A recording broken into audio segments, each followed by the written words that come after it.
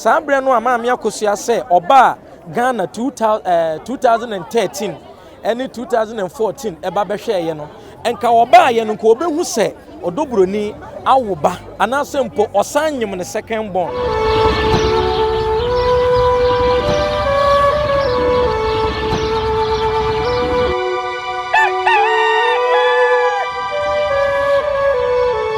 Yo Ghana for echeche mu nyina ba Nyansapo TV so ene ye nyina no mu a wotu ani a same kra obra so nyima na da bi nkonsa oba ten awia bo mu asante mampon esi akata ba ni ba se me twetro mpo a wotu ani hwe mbachiri ha yi a wo say that tenten ya hwe ni mu the Court of Appeal complex eno na wuhu no ene da di Lumba ya oba wiase onyankopon che na chede sonko a na ye se ye sa adwom edi ama enipa abrabo se enipa wo ware a emu nwom no obetumi abonwom ma wo de enwom no ayo awade aye se wo di dwuma na se enye yesu a okwan obefa so a obekire obesa adwum bi ama wo de atoto bra na obo na wanya ni da so se o enda so o mo bia se ba se bibi efie mu nsensam bobo bra na enye yesu okwan obefa so a na ode enwom na nanum kasa ne be ye nwom ama wo de atoto wo fie abrabo ho enti ba oba wias no oba wias nyina ba no oba abrabo nyina ba no oba tebia nyina ba ene de Lumba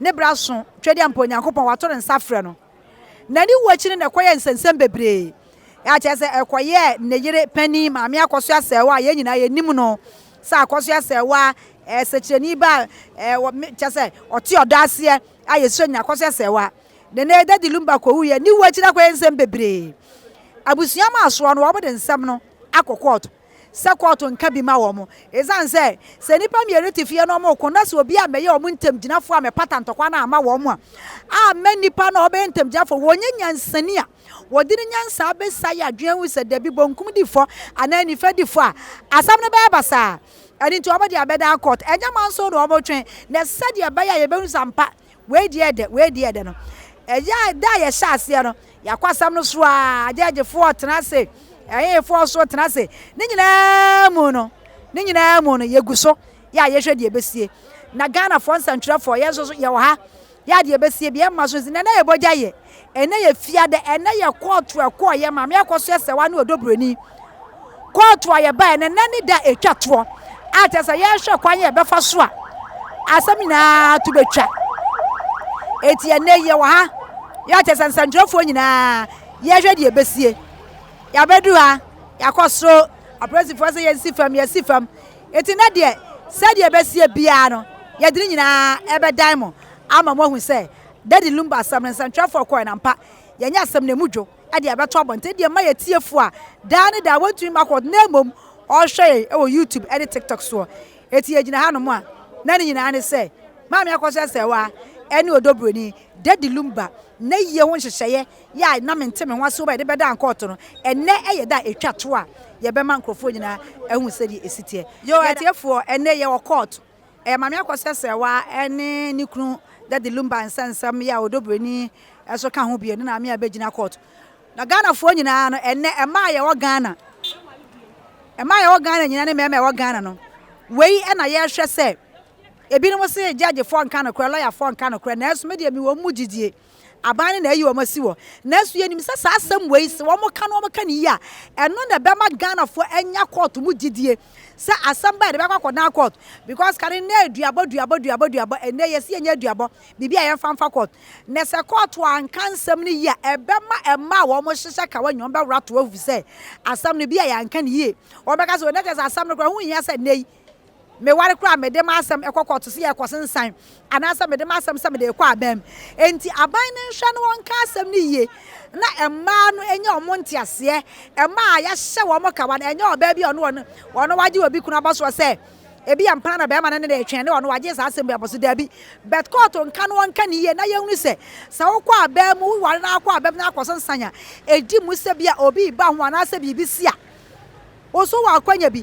se court antumi anka asem moi ama Ghana fo ma ne mema enyo mo ntiase a enei sasem si a obi ani won obenya court mu dibidire ebenya duabo ni pa beka se me bodu asan me ho me bodu ato ha me bodu ayesen nti court no nka na onka ne ye sade beya didi adabia ye nya no ye benya ana frɛ so sɛ ye ware so ne ye kwa aban mu akosensan awade ankrata ye benya mu didi sampa me kɔ no akosensan krata na abom awade ho ban sɛ wo mu antumi anya ne sa na sɛ ne ma ba ɛne na hu nya sɛ obi kura aware ɔde bɛkɔ abam ɛne na ɔbɛtena fie na wo mu hyia awade no so wɔ fie a owia no de duaba ato ho nanso duaba no anya nti no court bi a Ghana anhwɛ sɛ asɛm ba wɔn bɛka no bɛka ne yɛ deɛ yɛ waresɛm na ma yɛn nso mmaa ne mmarima yɛnya court mu didie sɛ meka wa ne hyɛ me a ɛno ne ma wadeɛ mu sɛbe witness anase odansini anase nkrata no esu ne bebua ama me nti court no hwe no nka saa asɛm weye sɛde ebe ya ema ebehu oma wade mu pomasibre na yebeje omadi yadamase abusanfo ema mu nyina mu akwa ba eba yakasamfo nyine so Dade Lumba Charles Kwadwofo so wanya ne ba bi ko ne nsɛm ahodo a ejentere ha na edi mfompa ntentamfidie so abusua no fa ba bi ani afei ayere no mu ahodo wo mu court nsansɛm no na nokure nie sɛ efiri bosomi ahyase atwene sra ne abasasa ama na wotwe ye ba dwoada ne benada ye ba ye court tena ase na wo hye sɛ ene ɛda ye November bosom ne da toso aduonu nwotwe no ɛya de sɛ wo mu emfamra na afei womfa ne final judgment entudwa ensem yi tentemfidie so wo mu eka bie wo mu animu ekura nam so amaduabo ahodo apiepie mu aba no abusua esewani ensese me ka kyerɛw eti eno ho mpempena de ahodo akoso nyinaa ɛna ɛyɛ judge panini ɔyɛ n'adwene sɛ ɔbɛba na afei atumi akoso enti anapa no ɛna ɛyɛ judge Dorida ono ebaye nokra ne se duba ko omo hyeye no ankwa ankoduru sa na se eborosa enam so ma ye nyina ne wodan ni mu a ye twɛn abusua obaye no wo ma eye lawyer Dominic Kwadwo Osei eda ne ho adi lawyer Kwadwo Dominic Kwadwo Osei ono eye lawyer wode ogina mu edi ama Broni ena afei lawyer Kusi ono so gina mu di ama Akosua Serwaa afei lawyer Alex ono so eye de wogina mu afa foforo no nti ene faku ahodo miensa eye lawyer fo faku ahodo miensa ena ba behia na judge panyini baaye owura mu na obi wo ho a wo boda de Lumba nwom aye hunhunhu eno na lawyer ni ba ko ebo aye hunhunhu eti judge panyini baaye wo de nwom yi di asa kakra bo ni tirimuko owie no se ene judgment na wo bema no ye besua de afrim na wobia so afafutusem e de afrim na se Dade Lumba te ase a enko obepesa asomdwe ene beba na busua mu eno ne asem edi kan a judge edi kan ekaaye owie no se na asem no a woba beka no sabi eburu wo ye kristoni eti wo kotu afri 2 Corinthians chapter 13 verse 8 ehɔ na brofo kasa ne kyerɛ sɛ we can do nothing against the truth but the truth bibia ni ho a ye betumi a yafa no kore ho na emom no kore no a eno ye 2 Corinthians chapter 13 verse 8 eno na judge no de etu dwa na sɛ eno ne nasɛm a odi kan ekaaye enti owie ye ena ofira se kankan free petitions ahodo proceedings ahodo documents ne evidence ahodo a Akosua Serwaa lawyer for de baaye abusua ensam no ye bebre na so na poso a yetumi kyerɔkyerɔ ye na ye de somo ena ye ka judge no akenkan ensam no nyinaa na obɛkyerɛ sɛ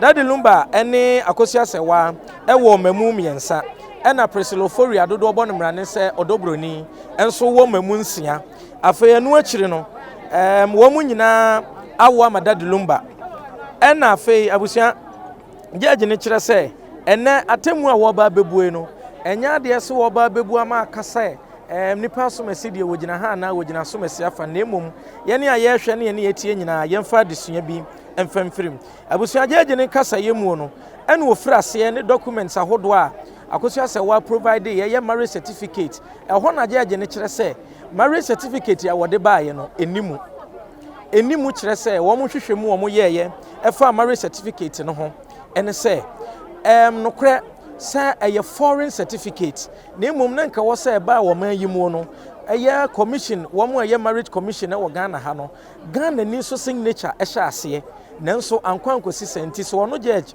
wo gina so se marriage certificate wo de ba ye ne ye logical na no kure bia nim enya de se ye marriage certificate a eye Ghana ha de ye gitum emom se customary right ekoso ya aye fia wade ekoso ada de Lumba na busua nyina gitum se fia wade ekoso ema Akosua Serwaa eno de ye no kure na emom se wo ba ordinance awade animu a enya de se wo mo de wo mo gi atum na agi atum kina se marriage certificate ya Akosua Serwaa de ba ye no edimu afa abusua nu achi na judge ne kire se ya maame Akosua Serwaa na evidence ahodo de ma lawyer fo a wo mo di gina e defend na asem no ama no okan wo mu se 2014 oba wo man yi mu ba besra da de Lumba ebra na ne ho mfa no judge ne so wo mo hwe mu ne nsem ahodo e ba na che se 2014 so nye no kore ayenye ne se 2011 ana nsem no pefe kire se wo mo ya dansefo ekwawu koshia da de Lumba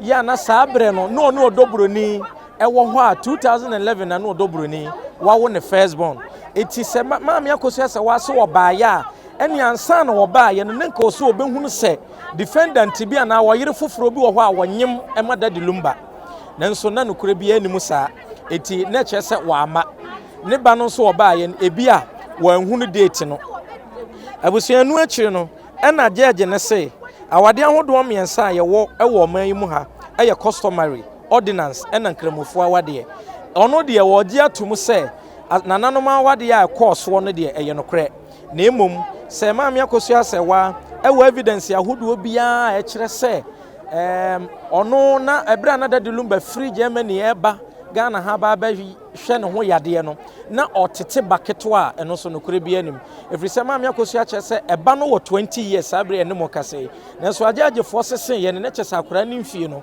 enya de se eduru sa eno ene ma ne kokoye se certificates ahodo any documents ahodo a maame Akosua de ba se ma megina na sam no akire no enya de se no kure bia ewom abusua no akire no jaje ne kire se sabre no amaame odobroni ne dance ni no oba begina mu eye Mr James Beniako Boaten ono ba begina mu so oye dance for de amaame odobroni ebe kire ye se sa 2011 no na odobroni awo ne bapani no jeje ne se oje enutumu a ebetumi aye nyina so kire se sabre no amaame Akosua se oba Ghana 2013 any 2014 eba behwe ye no enka oba ye no ko obehu se odobroni awoba anase mpo osanyem ne second born nanso bibie ne ho a kire se maame Akosua Serwaa eba na emom eye 2018 ana oba eba be ye ne maame aye sabre no na oba ya da de Lumba ka kire odobroni so onkosiesie dan bi mu e wo Central Hill ma no na onfa medisa onfa meye sa aye no eno no so judge no agitu mu abusua no akire no ena judge ne se enti o case sudia se documents ahodo e ba ye nyina eye emu beye se enumu e ba ye no mienu pe ena ogi atum e wo maame Akosua afa na emom de odobroni so de ba ye no eno so mienu ena onyintum na che se ye fa ne se maame Akosua de documents no 10 ena ba ye se me defend no a emu mienu pe ena ye nokre ena so odobroni so de bi a 10 ne ba ye emu mienu pe ena enye nokre eti abusua asem no na afei ase ya pai ase ye kan mo bi eti jeje ni gina exhibit B so picture ahodo a maame Akosua de ba ye se kire se woni da de Lumba aware no na jeje ne se sia no AI wo ho artificial intelligence Photoshop wo ho enti sa pictures ne de court mrantimi nyina so nkase pictures ahodo a aba no eye no kre se maame Akosua ne da de Lumba ewa awade bi ya aburuchira awade ye German awade omuntimi nyina sa pictures ni mu bia so enkase pictures ahodo e ba ye ni nyina eya awade afa nu akire no judge kire se na video bi ewo ho video na ewo ho na busua ensem no ye tutututu mu ba bi asebi ehia na ase ye peti eti o kire se video bi wo ho a eye da kro no na da de Lumba ye gina simpie so ka se odobroni ye ne yire a wahwe no ama ne ho ato no sanso na Akosua Serwaa nso ye ne yire busua panu se efunu woni asemfo woni hono aba be yia no enti eno na judge ne se ogina saa asam no ada de Lumba kan ye no so aka say e man no mienu nyina da de Lumba yere no enti court share busia panyin say eye da no oma kwan nya ntotoye ma man no mienu nyina nyekuna ti abusia na ene 28th November asetena Judge Dorida wone lawyer Kusi ene a lawyer fo nkaye kan lawyer Dominic wo motena ase kan ye no de pie mu nyina ne say ya nyekuna na ama Akosua Serwaa ene ya nya amodo Broni nanso judge aka court nso ahye ato abusuapanyin so say on de oye ekwo na abusuapanyin eti Ghana nso mra na sa wade mra ma kwan say abusuapanyin betumi agina ye ntotoye onko no ne ma hodo e wo fie nkotena se na wo ma ma ne mienu nyina kwan ma me Akosua ene odo Broni kwan na obo ade ye adomu a eyiye no date kura ehye no omu nyina enye kuna medin dia so na ba kofi mensa abrampa abusua ha ena ye de mo AC. This has been a family issue. Yes, we for Broni had all the reliefs that we wanted to say, but it's a win for the entire family. So it's not only our win; it's a win for the entire family. Yes. And that you pursue all other arrangements what, to hold. What transpired, the plaintiff, Akosua Serwaa, came to court for a declaration that she should be made the only surviving spouse of Daddy Lumba, and that the court should also prevent Broni from acting as the wife of Daddy Lumba.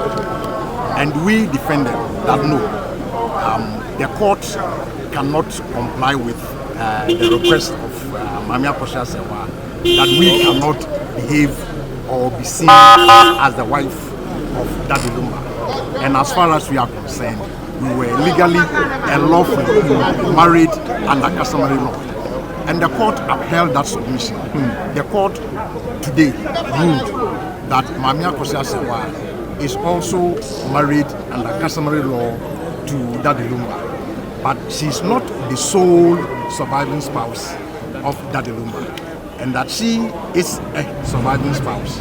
And Broni is also a surviving spouse.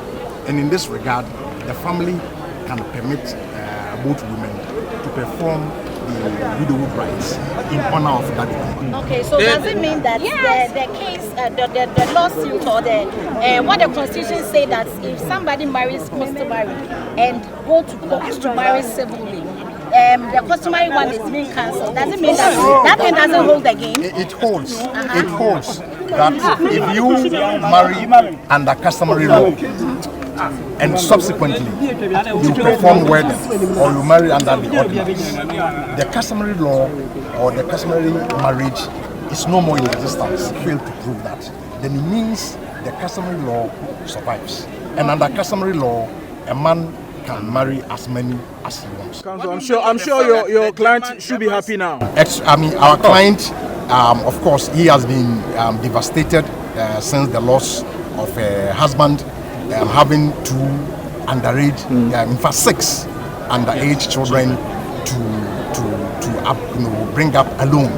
It's devastating, but it would have been much worse, distressful, if the court had ruled otherwise, that she cannot even be recognized as the surviving spouse. So on that score, she is delighted. But at all time, she has never, although Broni has never held the position that Akosua Serwaa was not Daddy Lumba's wife. She never held that position.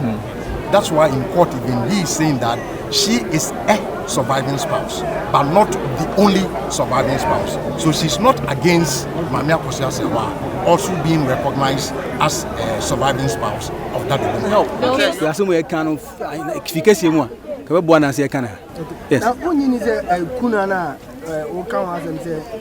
Because said so obinya kwan ye kuna na na che say ya ware na ampa. Yes. And do property sharing na wonyi ni say be no we sabi we obi here and we no obi anware ya and che say property bi obi ya no wo mbi property no wo no you should have made a substantial contribution to it.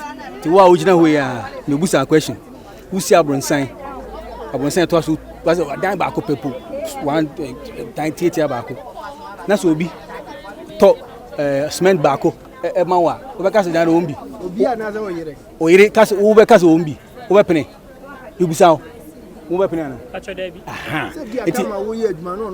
Enti o se ntiase ne yese bibia me yese ntu so yese se de be yebetimi aye dan no but ono nko ande na ho odin si dan no ntimi nka se wo mbi enye se be ma nko an so ba no so asini dan na so be ma so contribute hwe a de na be perfect mu wo ho se de tie no enti no wa ho so hu mbi no o so che kwan e fast wa hu mbi enti o se ma obi as simple as that. What you say? That's the reason I've given because and they some back what they be among the same team one at the tinny penny. By your sinny penny as a kaboom. You a year. So, see, I say we can if you are if I can fix him one. They be a seven, why because at 19 pony, they can't some they be a chewa. Oh, don't conform do a china. Be a tranche, but we know become one my so because litigation winner takes all. And a lawyer, but that's my personal. I can't say cases in where acquire between legal wife and customary wife. It's a battle between these two marriages. You know, that's what the court is saying. Yeah, it's not because acquire a problem between customary and your mom will legally. That's an acquire fight because of customary legally. Customary marriage and even the marriage by ordinance is illegal within the laws of Ghana. But semi and I wear bemen who are by ordinance. Why I can't be an invalid. But so ordinance no so good we Monica and you know good we now with my wife be account.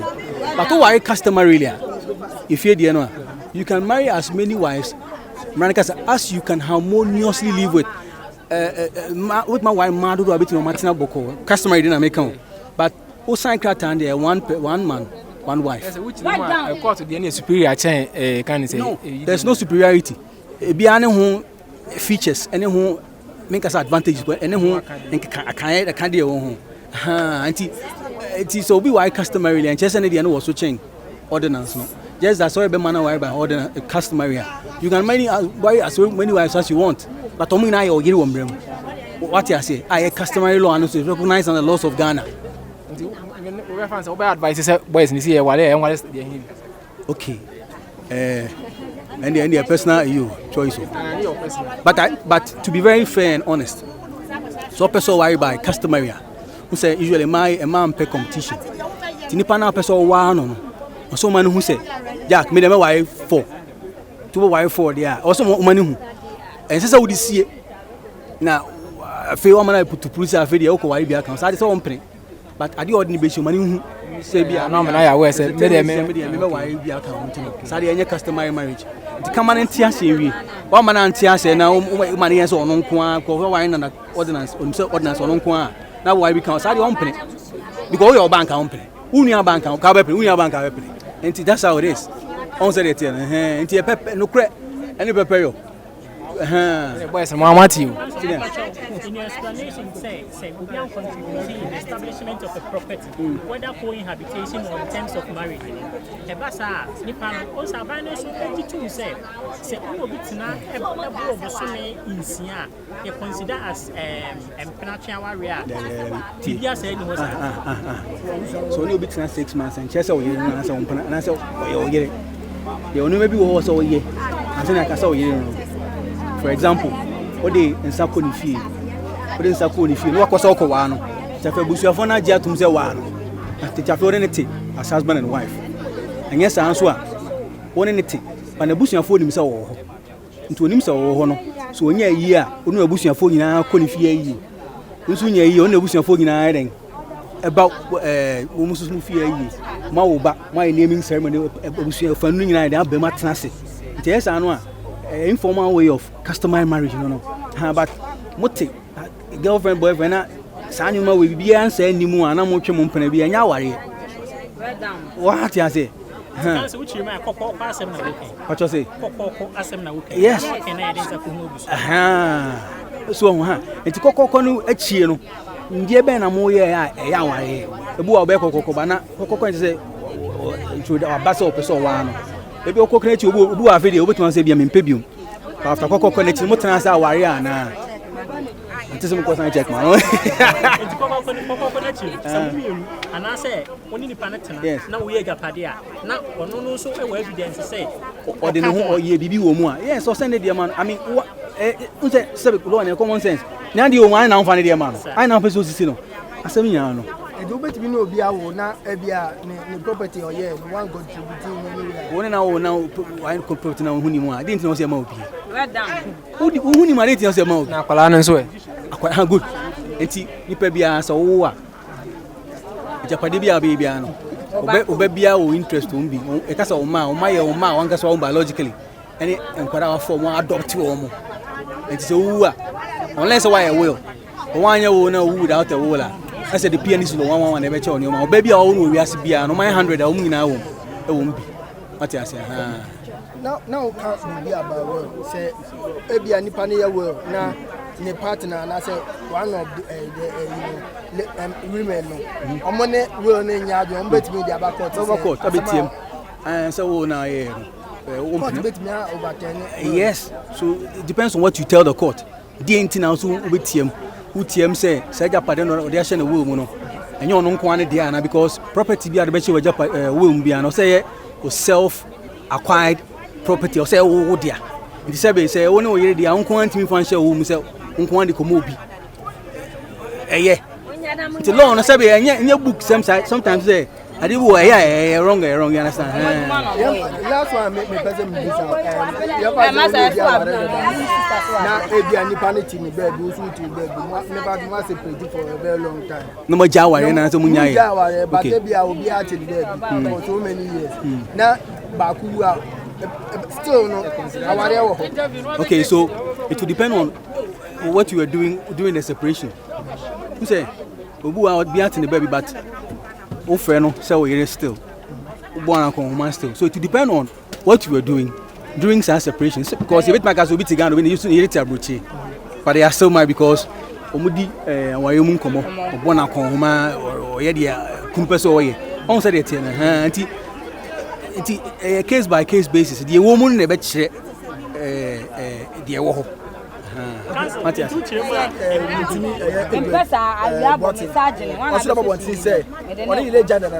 Lumba issue you and court yes, you know they jail for so many years. And na court sama ya letter say na Japade oni nchi Japade o kase wa ko twa bia mu a o pese o chese o friend yire no e ma ne nsama nka to ne kokko jawa na so no nko na ko twitwa mu red down because what say ne e wa abrochi se ne wa abrochi a at the time also ko twitwa mu na ne no hobia na because nipa me no ko ware nto ko twitwa mu ko ono nko na ko twitwa mu anasa na yire no ko twitwa mu ono nko na ko twitwa mu so no tie so no nko na ko twitwa mu na se o ware by ordinance a nko antimi fa wo pen ko jina bi so watwam red down woni ne ko ware wie nko akwa ko twam so omoja be 4 years 5 years obi ati no okay but by ordinance so court nko na otumi say about divorce certificate it is also a divorce certificate or the court ne konya ya na say ono nko na ka obi kwa divorce certificate no on say it because by ordinance marriage no who ja ware na court etimi egu aware no it is who person egu aware by court na say we no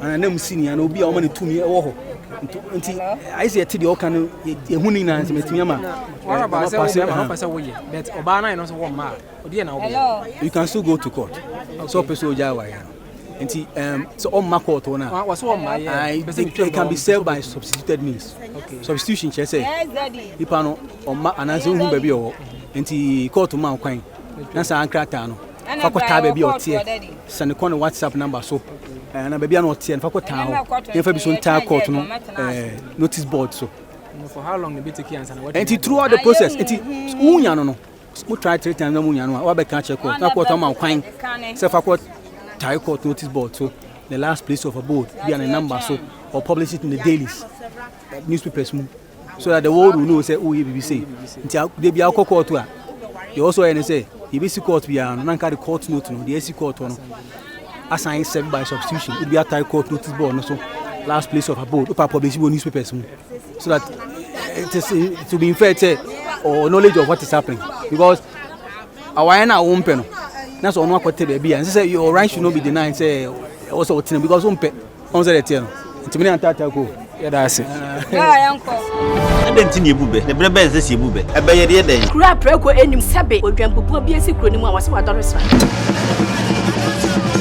Tanyini wantsena fie Emma aseduamfo Broni pie frimantam be hin se pin enye nkwande wa na yesotro no wa ansa na odi asebe fita na no makode ebrensi am wa wotua ne nsem mojabumoni mu hu duanani wie klaman wo ye sofo kra wo nye ye bi tontonte ye no nsa na ye fa Nyansapo aboa ntakra na ma na ye kese na ntakra aboa ne de fanyinam kwatere kwa mada woro ma ntoma ye fe ni din de sey ni din Obama akola wa no so pese otimu osuma ense bratam the family ne honhon hia na America sa sabe ka ya twere ni mu nyame nai ebu afa so enye de ya twere ni mu twa nyame sebedi akone be kwen bodi atwede na se kofi nro ni ya aben antima nyina ni mu ampata